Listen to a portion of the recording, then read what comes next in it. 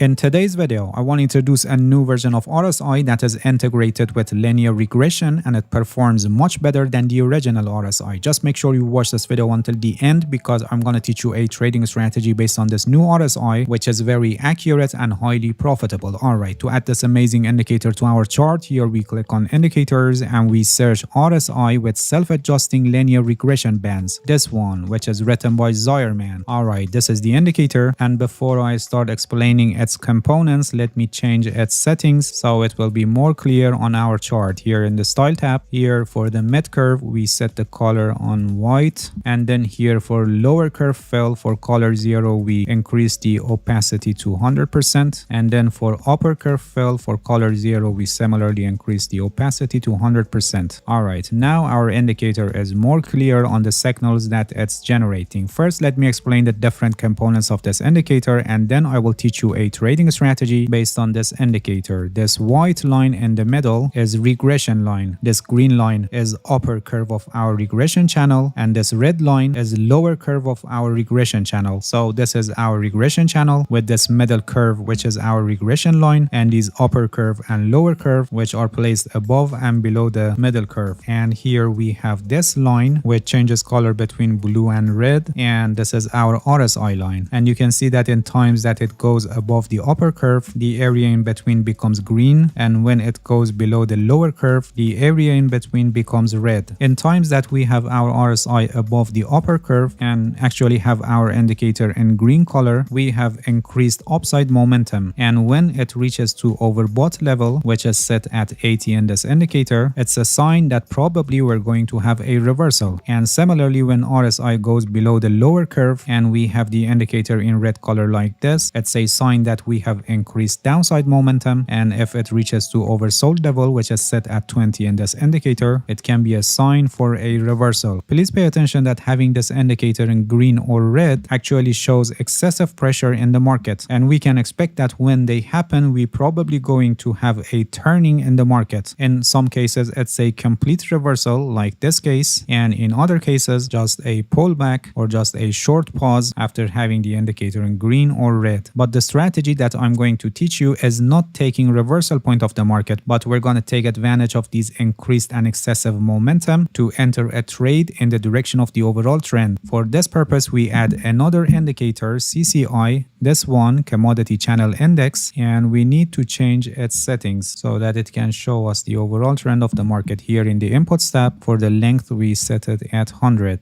Alright, now this CCI with this settings will help us to identify the overall trend of the market regardless of the short-term fluctuations. When it's above 0, the market is considered to be in an uptrend, and when it's below 0, the market is considered to be in a downtrend. So whenever we have RSI line above the upper curve or below the lower curve, we check with CCI to see if we should enter a trade or not. For example, here you can see that our indicator turned to red and we enter a trade only if CCI is below 0. So this is a confirmed signal, and we can enter a short position here as this new candle is opened. The stop loss for this trade is placed above the previous swing high, and the profit is set at the level that makes risk to reward ratio equals 1.5. Before this trade, here you can see that the indicator turned to green, but when we check the CCI, we can see that it's below 0. For long position signals, CCI should be above 0, so this buying signal is rejected. Moving back on the chart, here you can see that the indicator turned to red. CCI is below 0, so it's a confirmed signal, and we can enter a short position here as this new candle is opened. And as you can see, this trade is a profitable trade. Before this trade, we had a buy signal here, but it's not confirmed because CCI is below 0. And for these buying signals here, you can see that for them CCI is below 0, so these signals are also not confirmed. Moving back on the chart, here we had a short position signal where the indicator turned to red, and it's a confirmed signal